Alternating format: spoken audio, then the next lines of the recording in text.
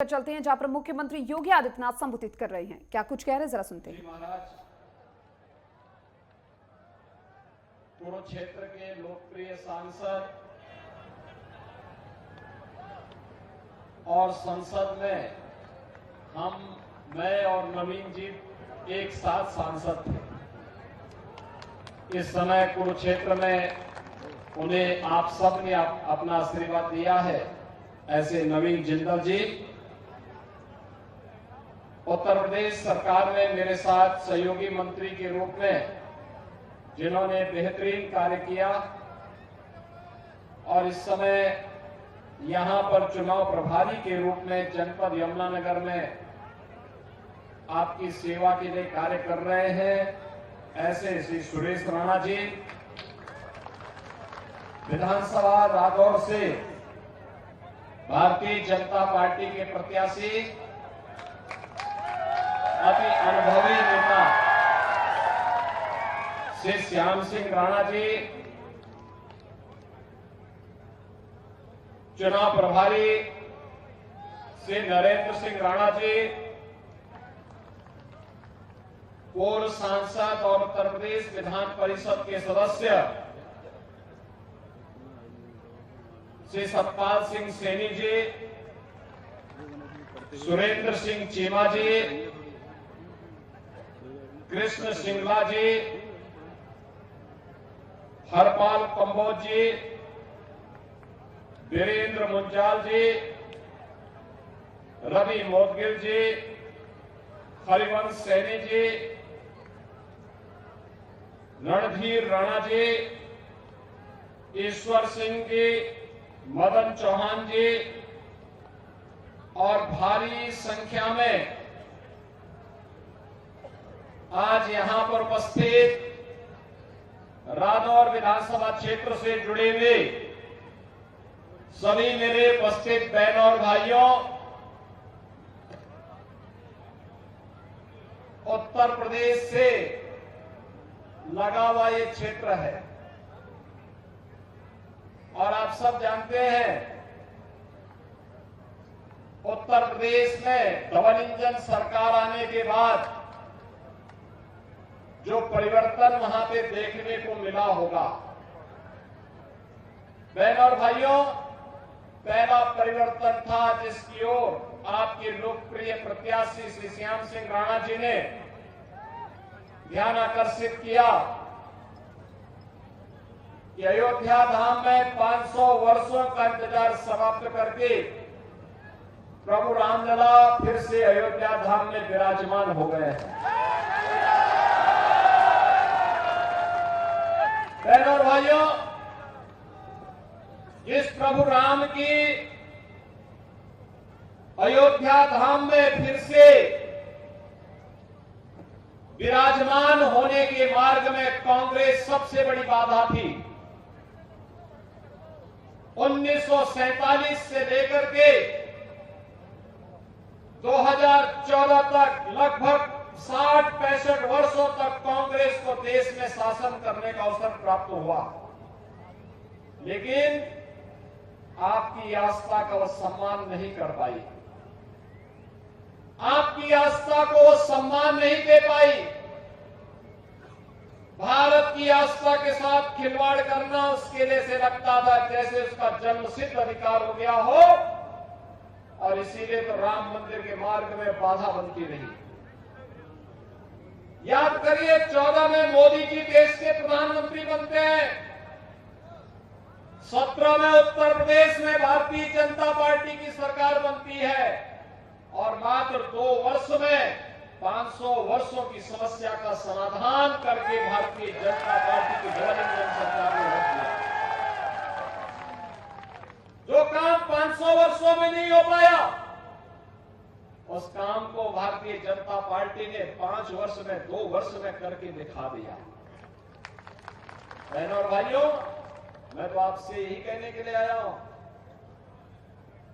आज आप देश के अंदर देखते होंगे कांग्रेस समस्या का नाम है, चाहे वह राम मंदिर की समस्या रही हो, चाहे वह मथुरा की समस्या हो, चाहे वह आतंकवाद की समस्या हो, नक्सलवाद की समस्या हो, देश के अंदर जातिवाद के नाम पर, परिवारवाद के नाम पर, अराजकता और नक्सलवाद के नाम पर जितने भी भेदभाव हैं, ये सब कांग्रेस की देन है।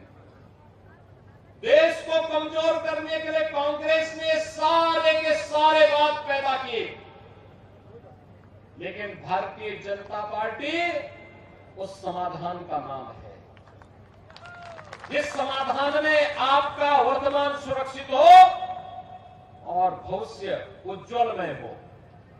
मैं कल और परसों 2 दिन जम्मू कश्मीर के अंदर था चुनाव प्रचार में।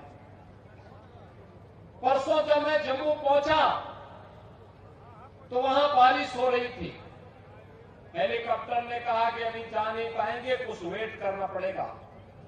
मैं अंदर एयरपोर्ट के अंदर चला गया। पहले मेरा वहां अंदर जाने का कोई कार्यक्रम नहीं था। मैं जब अंदर जा रहा था तो एक घटना घटित हुई। मैं तो चला था, सुरक्षाकर्मी मेरे साथ थे, तो एक सज्जन आवाज लगा रहा था। उसने कहा, साहब राम राम। मैंने, क्योंकि मेरा कोई परिचित भी नहीं था, तो मैं चुपचाप निकला जा रहा था। फिर उसने कहा योगी जी राम राम। तो मैं देखा, मैंने कहा भी कौन बोल रहा है? तो मैंने देखा कि एक मौलवी बोल रहा था।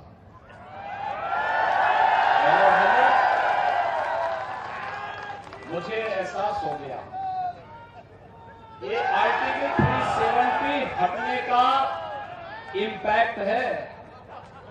और अब ये समझ में आ रहा है कि अगर हम बटे नहीं होते ना, तो न राम मंदिर टूटता, न जन्मभूमि, कृष्ण जन्मभूमि पर कोई दूसरा गुलामी का ढांचा खड़ा होता, और नहीं देश को गुलाम होना पड़ता, कभी नहीं होता। और ये मजबूत और सुदृढ़ सरकार लाइए जो कल तक राम मंदिर का विरोध कर रहे थे, कृष्ण जन्मभूमि का विरोध कर रहे थे, यही लोग सड़कों पर हरे रामा हरे कृष्णा का भजन गाते हुए दिखाई देंगे। बहनों और भाइयों, मैं आप सबको यही कहने के लिए आ जाया हूं, आपके बगल में तो उत्तर प्रदेश है, यमुना के उस पार, और आज से 7-7.5 वर्ष पहले क्या स्थिति थी उत्तर प्रदेश की? गुंडागर्दी चरम पर थी। हर तीसरे दिन दंगा होता था, बड़े बड़े दंगे होते थे, महीनों महीनों कर्फ्यू लगा रहता था।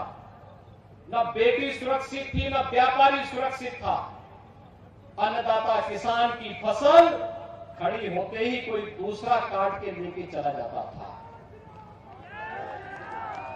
पलायन हो रहा था यूपी से, और 7.5 वर्ष में कोई दंगा नहीं हुआ।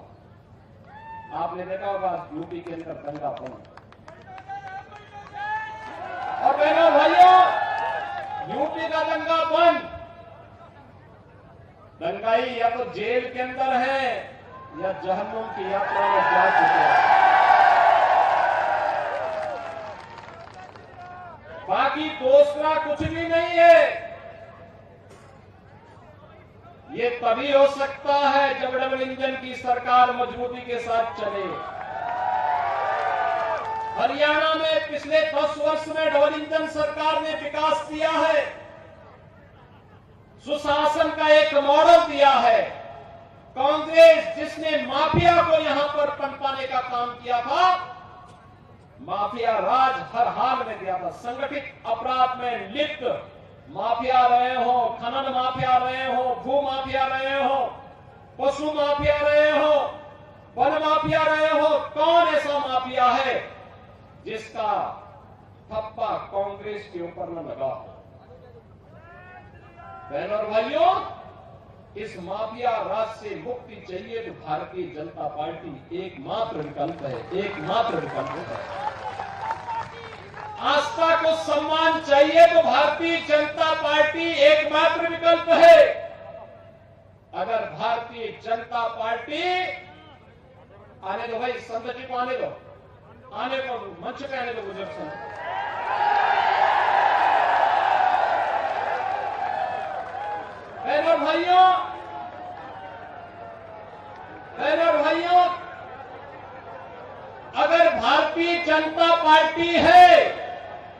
आपकी आस्था का सम्मान है। भारतीय जनता पार्टी है तो सुरक्षा की गारंटी है, भारतीय जनता पार्टी है तो विकास की गारंटी है, भारतीय जनता पार्टी है तो रोजगार की गारंटी है, भारतीय जनता पार्टी है तो गरीब कल्याण की गारंटी है। याद करिए, पाकिस्तान में लोग 1 जून रोटी के लिए तरस रहे हैं और भारत 80 करोड़ लोगों को फ्री में राशन की सुविधा का लाभ दे रहा है। वहां पे एक एक व्यक्ति तड़प तड़प करके मर रहा है और भारत 60 करोड़ लोगों को 5 लाख रुपए की आयुष्मान भारत की सुविधा का लाभ दे रहा है। पाकिस्तान में लोग भूखों मर रहे हैं, आतंकवाद से मर रहे हैं। भारत के अंदर हर व्यक्ति को सुरक्षा भी है, सम्मान भी है। भारत के अंदर 12 करोड़ गरीबों के घर में शौचालय बन गए। 12 करोड़ गरीबों को, 12 करोड़ अन्नदाता किसानों को किसान सम्मान निधि का लाभ मिल गया है। 10 करोड़ गरीबों के घर में उज्ज्वला योजना की रसोई गैस का सिलेंडर आ गया है। 4 करोड़ गरीबों के मकान बन गए हैं। विकास और लोक कल्याण का एक कार्यक्रम केवल यहीं पे रुका नहीं है, इस अभियान को निरंतरता देनी है और निरंतरता के लिए तभी संभव है जब डबल इंजन की सरकार होगी, डबल इंजन की सरकार। मैं आपको धन्यवाद दूंगा कि आपने लोकसभा चुनाव में श्री नवीन जिंदल जी को चुनाव जिता करके भेजा है। आज वे आपके लोकप्रिय सांसद हैं। बहनों और भाइयों, नवीन जी 2004 से 14 तक हम लोग साथ साथ संसद में थे और मैंने इनका कार्य देखा नजदीक से, कितनी संजीदगी के साथ कार्य करने वाले हैं। इन्होंने पूरी मजबूती के साथ कार्य किया। भारत के आन मान और शान की लड़ाई, तिरंगा के लिए इन्होंने सुप्रीम कोर्ट तक लड़ाई लड़ी थी और कहा था कि हर व्यक्ति को तिरंगा लगाने का अधिकार मिलना चाहिए। और बहनों और भाइयों, आज तिरंगा हर एक के पास है। इनके पास, इनके द्वारा अपने स्वयं के परिवार के सहयोग से जो संपत्ति अर्जित की गई,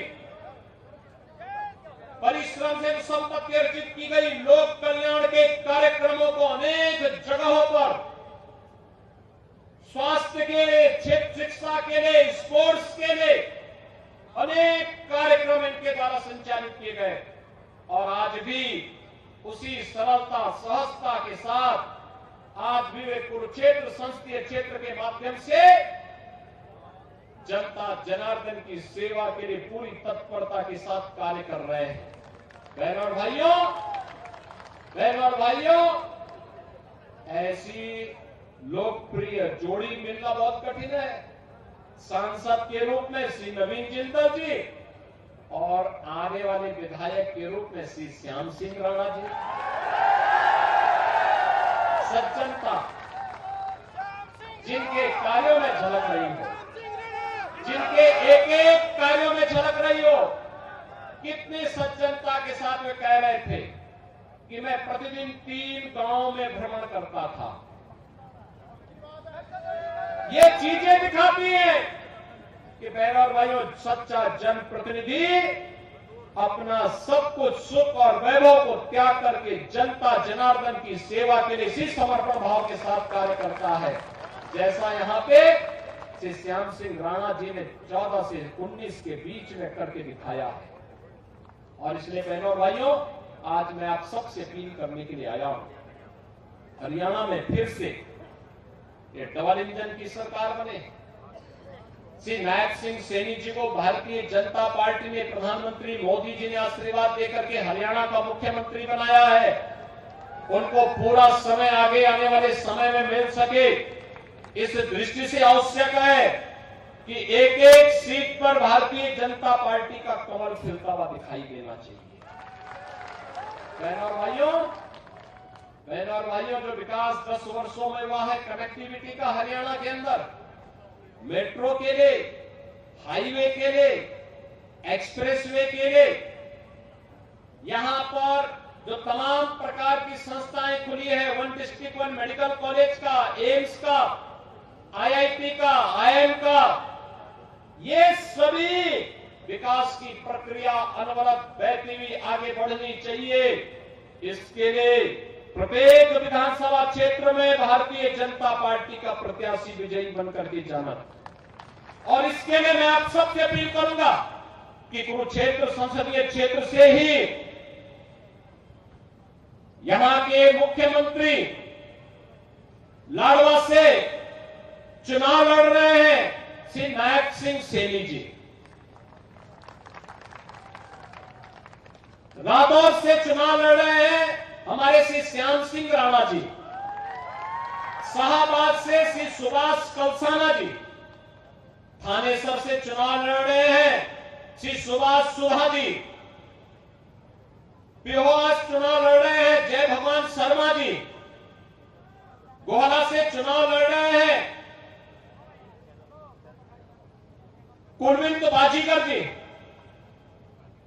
कलावत से श्रीमती कमलेश डाडा जी, कैथल से श्री लीलाराम गुर्जर जी, और पुंडरी से है श्री सतपाल जावा जी। एक से एक प्रत्याशी हैं, और बहनों और भाइयों, ये चुनाव जीतेंगे तो नवीन जिंदल जी के कार्य को और हल्का करके सहयोग करने में, विकास को आपके घर घर तक, आपके द्वार द्वार तक पहुंचाने का कार्य करेंगे, सुरक्षा और विकास का बेहतरीन मॉडल देंगे, और केवल डबल इंजन की भाजपा सरकार ही दे सकती है। और इसीलिए भारतीय जनता पार्टी की डबल इंजन की सरकार को फिर से हरियाणा के अंदर लाने के लिए इस विधानसभा क्षेत्र के साथ साथ कुरुक्षेत्र संसदीय क्षेत्र के सभी 9 की 9 विधानसभा क्षेत्रों पर कमल खिलाने की अपील आप सबसे मैं करता हूं। आप कमल खिलाने में योगदान देंगे, सभी लोग योगदान देंगे, सभी लोग सहमत हैं। श्याम सिंह राणा जी भारी बहुमत से विजयी बनेंगे, तो मेरे साथ बोलेंगे भारत माता की, भारत माता की, भारत माता की, जय श्री राम, जय जय श्री राम।